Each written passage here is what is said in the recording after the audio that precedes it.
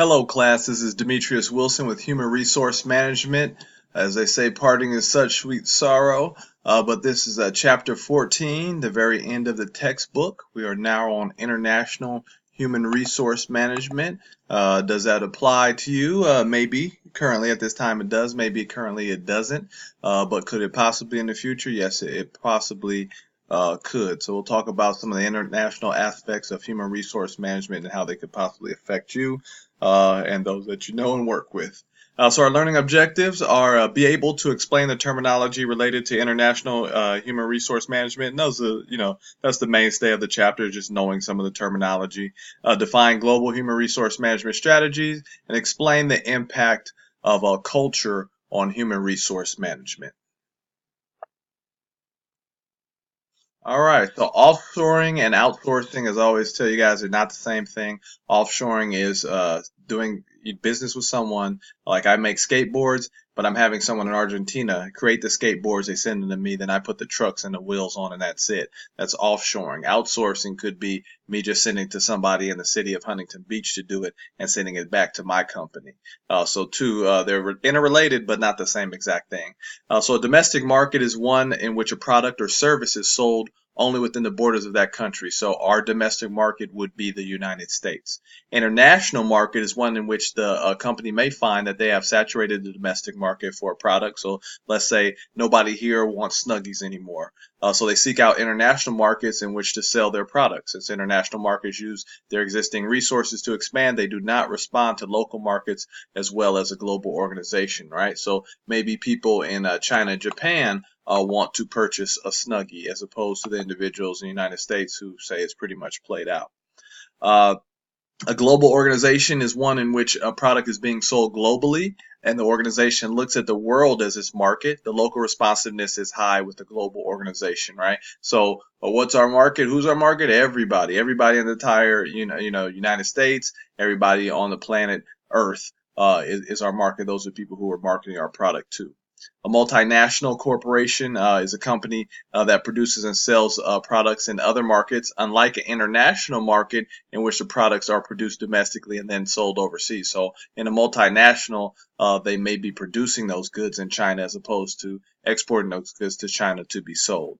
And in a transnational company, complex organization with a corporate office, but the difference is that much of the decision making, like research and development and marketing, are left up to the individual foreign markets. So those individuals in China aren't just selling the goods, they're actually researching and doing things for their own individual market as well. So trade agreements, we talk about, the trade agreement that mostly affects us, which is NAFTA, the European trade agreement that they have over there as well. So these agreements that say, okay, we're going to reduce tariffs and, no embargoes between our countries so that there's free trade and we support each other. So a trade agreement is an agreement between two or more countries to reduce barriers to trade. For example, the European Union consists of 27 countries, currently with 5 additional countries as applicants, with the goal of eliminating trade barriers. So they don't want trade barriers between those countries. The North American Trade Agreement, or NAFTA, lifts barriers to trade between Canada, United States, and Mexico. And for those who don't know, the United States is not the only country in North America. Canada and Mexico are there as well. The level of education in the countries in which a business operates is very important to the human resource manager. Before a business decides to expand in a particular country, knowledge of the education, skills, and abilities of workers in that country can mean a successful venture or unsuccessful one if the human capital needs are not met, right? You don't know what you're getting into. You may go to a country, and I forget which country it was. Maybe it was Peru, but it was a country that they got the entire summer off, and I think they got paid for the summer. So you have your entire staff that's off for the summer, right? Partying, hanging out in the ocean, and they're still getting paid. So that's something that you probably would have needed to research ahead of time. Economics heavily influences human resource management because there's economic incentive to work harder in capitalist societies. So remember, I talk about capitalist societies and, such as the United States as opposed to a socialist society. So, for instance, I'm a doctor and I'm in a socialist society. they tax me so heavily that I'm getting paid the same thing as a maintenance worker. I feel like, I should get paid more. I come to the United States. So that's why a lot of times you see, you say, oh, it's so many of this ethnic group doctors out here. Well, it's the reason because they were in a social society and they want to come here to a capitalist society to make the fair wages that they deserve. Individuals may be more motivated than in communist societies. Motivation comes from workers knowing that if they work hard for something, it cannot be taken away from the government, direct seizure or higher taxes. The legal system practiced in the country has a great effect on the types of compensation, right? Certain things you can do incentive-wise, how much people get paid. Union issues, how people are hired and fired. You might have to go through a magistrate or something like that and laid off. And safety issues, rules on discrimination, for example, are set by a country. So you need to know these things before you start, quote unquote, doing business with that country or having workers there. So the human resource management strategy globally, transnational scope. You could have transnational representation and discuss the transnational process. So transnational scope means that human resource management decisions can be made based on the international scope. So not just with the domestic market in mind, the international scope in mind. That is, human resource management strategic decisions can be made from the global perspective rather than a domestic one. So if you're only thinking about your United States business, maybe you make decision A, but if you're thinking about it globally, then you're going to make decision B. Transnational representation means that the composition of the firm's managers and executives should be a multinational one, right? You should have vice presidents in the United States, should have vice presidents in Peru, some in Argentina, some in Brazil. Transnational process then refers to the extent to which the ideas that contribute to the organization can come from a variety of perspectives and ideas from all countries in which the organization operates, right? So it should be even. So if I'm a manager in the United States, my idea should count just as much as a manager who's over in Switzerland. Hofstede's cultural dimensions. So we'll talk about individual collectivism, power distance, uncertainty avoidance, masculinity, femininity, and long and short-term orientation. So these are just different things that you'll pick up and know about different countries as you read through the chapter. You'll say, okay, this is a country that's, what people call, now this is not me calling it, but this is what people call, this is a masculine country and this is a feminine country, just because some of the things that they do. So Hofstede's cultural dimensions can help us understand another culture and as a result make better decisions when creating a transnational strategy, right? So if I'm working with people from another country, then I want to understand them. I understand if I'm doing something right or if I'm doing something wrong. Individual collectivism, in this dimension, Hofstede describes the degree to which individuals are integrated into groups. For example, the United States, we are individualistic society, meaning people go out and do their own thing, right? I'm a loner. I do this, I do that by myself. That is, each person looks at him or herself and immediate family. So you go to a lot of South American countries. That's not exactly how things are done. It's not, you're not very, individualized. It's like, hey, you're part of this group, you're part of this family. Power distance is Hofstede's second dimension, which refers to the extent in which less powerful members of the organization accept that power is not distributed equally, right? So in some countries, you accept the fact that power is not distributed equally. When the superior comes by, I bow my head and listen to what he has to say. In the United States, they're like, oh, I put as they say, I put my pants on one leg at a time, just like he does. So maybe there's not as much power distance. For example, some societies may seek to eliminate differences in power and wealth, while others prefer a higher power distance. From a human resource management perspective, these differences may become clear when employees are asked to work cross-functional teams. A Danish manager may have no problem taking advice from employees because of the lower power distance of his culture, but a Saudi Arabian manager may have issues with an informal relationship with employees because of high power distance, right? Hey, I make the decisions. I'm in charge. This is what comes from my culture. What you have to say doesn't relate to what decisions we're going to make. Uncertainty avoidance, right? So uncertainty avoidance, I don't want to live in uncertainty. I don't want to take any risks. I want to avoid anything that has any risk involved. So uncertainty avoidance refers to how society tolerates uncertainty. Here in the United States, there's a lot of uncertainty, especially in certain positions, like maybe if you're in sales or entrepreneur. How much can you tolerate? And I think here we can tolerate a lot. Countries that focus more on avoidance tend to minimize the uncertainty and therefore have stricter laws, rules, and other safety measures. We want to make sure everything goes like clockwork A, B, C, D. Those where it's a little bit more loose, there's a lot more space for innovation and freedom. So masculinity and femininity refers to the distribution of emotional roles between genders and which gender norms are accepted by society. For example, in countries that are focused on femininity, traditional female values such as caring are more important than, say, showing off, right? So it's a very caring nation. We take care of our neighbors and things of that nature. Long-term, short-term orientation, which refers to society time horizons. A long-term orientation would focus on future rewards for work now, persistence, and for ordering relationships by status, right? So back in the day, it's like, hey, you come in, you pay your dues, you'll get promoted up later. These days, like, hey, I come in, I feel like I'm better than you, I should get promoted now. A short-term orientation may focus on values related to the past and present, such as national pride or fulfillment of current obligations, right? So all different things that you need to know and understand about organizations, especially if your company deals with countries, and they say, hey, we're going to open up office here, in South Africa. You need to know those cultures. And also, if you're going to be an expatriate and you're going to go from here and go to work in South Africa, which you could also be paid very handsomely. So additional learning objectives, be able to explain 3 staffing strategies for international businesses and explain advantages and disadvantages for each. Like everything, there are advantages and disadvantages, and explain the reasons for expatriate failures, right? And there are definitely some reasons why people fail, and there are reasons why people succeed, and typically the reasons why they succeed is because they understand the reasons why people fail. So home country national strategy. This staffing strategy uses employees from the home country to live and work in the country. The individuals are called expatriates. So you're here from the United States. If you move to India, you're going to go and you're going to run things. The host country national strategy, which is a little bit different, which means to employ people who were born in the country in which the business is operating. So I go to India, I do a series of interviews, I select someone from India to be there, right? So first option in the home country, I took someone from the United States, displaced them, put them in India. From the host country, I've taken somebody, gone to India, interviewed, and picked somebody from India to get that job. And then third country national strategy, just like a third party administrator, is somebody who's not involved, means to employ people from an entirely different country than from the home country or from the host country. So again, about staffing internationally, which is not the easiest thing.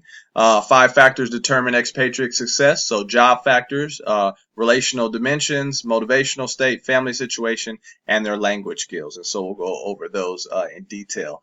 So expatriate success is determined by 5 factors. They include job factors, relational dimensions, motivational state, your family situation, how quickly you pick up on the language. All right. So if your marriage is in trouble, then probably not the time to go to work in Sweden. Job factors, so technical skills, familiarity with the host country and headquarter and operations, right? So if you've been to the country like 5 times, it makes it a little easier. If you have the technical skills and you don't need to pick that up, then that's cool too. If you have any managerial skills, that helps. And if you have administrative competence, if you can do some things on your own without having somebody to kind of hold your hand. Relational dimension, so tolerance for ambiguity, meaning, if there's some uncertainty there, that you have a lot of tolerance for that. That definitely helps you if you're an expatriate. Behavioral flexibility, so things may be different, in terms of the culture. Maybe you have some flexibility there. Non-judgmentalism, right? So you're not very judgmental of people's culture and you're very open-minded. That'll help you. Cultural empathy and low ethnocentrism. So you have empathy towards their culture, and ethnocentrism means that you don't go in and say, well, my culture, my ethnicity is better than everybody else's here. That's not your mindset, which it shouldn't be. And interpersonal skills. Even if you can't speak the language, you smile, shake hands, make buddies. Things will move quite smoothly for you. Motivational state, belief in the mission, congruence with career path, interest in overseas experience, right? So if you want to have overseas experience, it really helps. Interest in specific host country culture, right? So if you're really interested in the culture of Quebec, then great. Then it'll be a great experience for you to go there. And a willingness to acquire new patterns of behavior and attitudes. Like if somebody says, hey, I like new things. I like to live in new places. I'm going to go ahead and travel around. Willingness of spouse to live abroad. That's a key one. If your spouse doesn't want to go, then you may have a problem. Adaptive and supportive spouse and stable marriage. Definitely things in your family situation that you need to have in order before you talk about skipping town. And language skills, host country language and nonverbal communication, right? So if you think about if any guys have ever went to study abroad or something like that, people who have like immersion programs where you basically go live with a family that they don't speak English, they just speak Spanish. You will learn to speak Spanish pretty quickly in such a scenario. If you're somewhere where they're just trying to teach or it's Rosetta Stone, then maybe you will not learn the Spanish as quickly. So as an expatriate, they have about 4 phases of adjustment. So first you have the elation slash honeymoon, right? So this could be, used for real life, just regular, not in the expatriate situation. Then you have resistance, then you have adaptation, then you have biculturalism.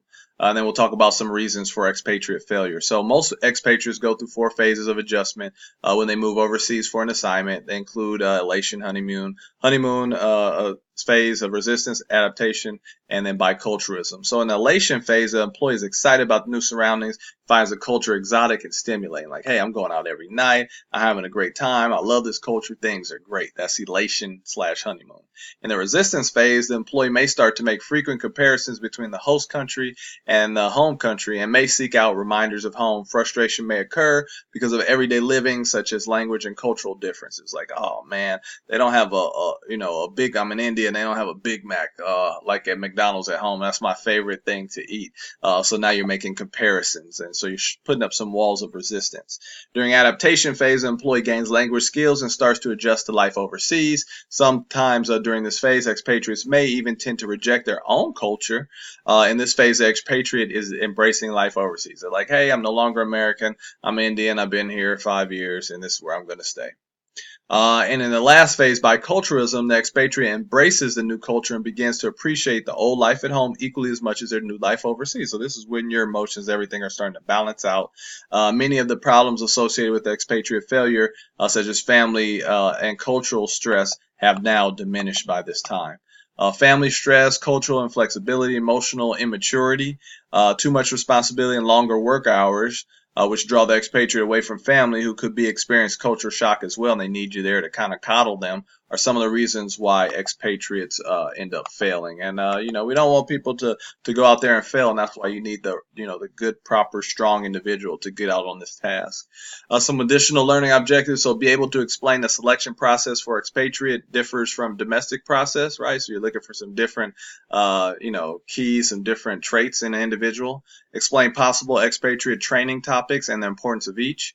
Identify the performance review and legal difference for international assignments, and explain the logistical considerations for expatriate assignments, right? So there are a lot of things that really go into it. Recruitment and selection, so you have different skills for the expatriate, costs associated with failure. Just like here in domestic market, if you hire somebody and they don't work out, it's a failure and it does cost the company money. And job analysis for the expatriate assignment. So recruiting and selecting, so selecting an expatriate is an important part of the process, and the right person has the right skills, managerial competence, training, adaptability, things of that nature. So here are the costs associated with the failure of an expatriate. Might include damage to the host country relationship, motivation of the host country staff, costs associated with recruitment and relocation, right? We took them out there, pay for plane tickets, things of that nature. Possible loss of that employee once they return. Maybe they come back and then they leave and then all the knowledge is gone. And missed opportunities to further develop the market because this individual couldn't cut it, decided to come home and leave and go to another company, another opportunity. The job analysis for the expatriate assignment should be different from the same job at home, since the skills and abilities required to be successful overseas will likely be different. Yeah, it'll definitely have some different, traits and qualities that you need if you want to be the individual. Maybe you'd be successful in a domestic market. Maybe you'd be terrible if you want to be an expatriate. So let's talk a little bit about training. So possible training topics for the expatriate and repatriation training. So reverse culture shock. So when you get back home, do you get culture shock because of what's going on here? I can liken that to me going to school in Ohio, lived in California all my life, went to Ohio for 4 years, came back to California. You could see like a shock. Now that didn't happen to me, but it's possible that I could have went through a reverse cultural shock. Training topics: language, cultural, goal setting, managing family and stress, right? That can make the expatriate become quite stressful, and repatriation. Language and nonverbal communication training. So in the United States, we place our palm upward right? And use one finger to call somebody over, right? In Malaysia, this is only used for calling animals. In much of Europe, calling someone over is done with palm down, right? Also making a scratching motion with the fingers as opposed to one finger in the United States. In Colombia, soft hand claps are used.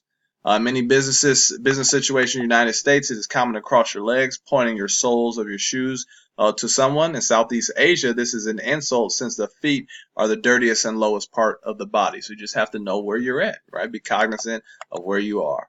Spatial differences is an aspect of nonverbal language as well. In the United States, we tend to stand 36 inches or arm length from people, but in Chile, for example, the space is much smaller. They're kind of, a little bit here, right? So that distance, right, that my personal space, it shrunk when you're in Chile. Proper greeting of business colleagues differ from country to country. Maybe a handshake, maybe a firm handshake, maybe a kiss on each cheek. Just depends on where you're at. The amount of eye contact varies. For example, in the United States, it's normal to make constant eye contact with the person you're speaking with. But in Japan, it would be rude to make constant eye contact with someone who is with more age or seniority, right? So, if there's seniority, then probably try not to make eye contact with them here in the United States. Like, hey, why isn't that person making eye contact with me? Cultural training, so you talk about etiquette, management styles, history, religion, the arts, food, geography, logistic aspects to transportation and currency, and politics, right? You need, training on all of these things. And repatriation is a process of helping employees make the transition to their home country. Many employees experience reverse cultural shock upon returning home, which is a psychological phenomenon that can lead to feelings of fear, helplessness, irritability, and disorientation. So it's like now it's all over again. Now I'm all confused because I went to India for 10 years. Now I'm back in the United States. Now I'm very confused about this culture as well.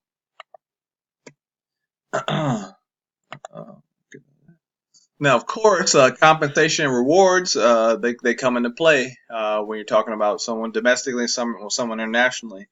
So balance sheet approach to compensation, one possible option is to pay a similar base wage company-wide or region-wide and offer expatriates an allowance based on specific market conditions in each country, right? So everybody gets paid the same, but you get an additional allowance because of blank. With this compensation approach, the idea is that the expatriate should have the same standard of living that he or she would have had at home. 4 groups of expenses are looked at in this approach. Income taxes, housing, goods and services, base salary, and overseas premium, which is a smart approach to take towards expatriates. The HR professional would estimate these expenses within the home country and costs for the same items in the host country. The employer then pays the difference. In addition, the base salary will normally be in the same range as the home country salary, and overseas premium might be paid owing to the challenge of an overseas assignment, right? So things like that. If you feel like you're actually losing money, if you're taking an assignment, then yeah, it's a reason for you not to take it. But if you feel like you're gaining or you're making an equal amount and you're doing a stretch assignment, then that's a little bit different in terms of actually accepting the expatriate assignment. But even though someone's an expatriate, you still have to have performance evaluations and, have to use your sources of information in order to make those evaluations. So while it might make sense to have the host country employees and the managers rate the expatriate, cultural differences may make this process ineffective. Cultural challenges may make the host country rate the expatriate more harshly, or in some cases, such as Indonesia, harmony is more important than productivity. So it may be likely that an Indonesia employee or manager rates the expatriate higher to keep harmony in the workplace. So you have to think about these things. Think about when you've been rating people or when you've been rated. If the home country manager rates the performance of the expatriate, they may not have a clear indication of their performance since they do not work together on a day-to-day basis, which makes it a little bit more complex. So the balanced set of sources might be the best approach. So you get a little bit of information from here, you get a little bit of information from there, and then you move forward, and that's the best approach that you can have. So last but not least, you have international labor environment, laws and regulations in relation to the host country employees and logistics of international assignments, because there are other laws that might be in other countries that are not relative to our domestic market, and laws that are relative to our domestic market that are not relative to the expatriate country or the host country. It's important to check the laws of the country in which you are sending an employee. For example, Worker safety laws, worker compensation laws, safety requirements. I know we don't think anything will happen, but things do happen. Working age requirements, paternity leaves, unionization laws, vacation time requirements, average work week hours, right? So are they going to be working 50 hours a week instead of 40? Then maybe that doesn't sound like a great deal for me to go somewhere else. Privacy laws, disability laws, multiculturalism and diverse workplace, and anti-discrimination laws, and taxation. Logistics. So when you talk about logistics, there are certain things that you need to take care of, like your visa, like your passport. So visas, housing, moving of belongings, returning trips home, right? Do you have it scheduled? Is it easy for them to get back and forth from home? Schooling, are there places where their kids can go to school that speak English, or maybe there's not, and you just want to learn Spanish or whatever the host country language is, and go from there. And then the spousal job, does it come with the ability to get a job for the spouse, or maybe the spouse can work at the same company as well. So that's it for chapters 14. That's the last chapter in the Human Resource Management textbook. So be sure that you read your lecture, that you watched the video, or sorry, read the textbook, watch the video, went over the PowerPoint again if you needed to, and take your quiz and do your homework assignments, and that's it. Last two chapters, the slideshows were a little bit shorter, but there's a lot of good information throughout the textbook for human resource management. So make sure you get those things done, and we'll go ahead and close this course out. So as always, I want you guys to have a good day and a great week.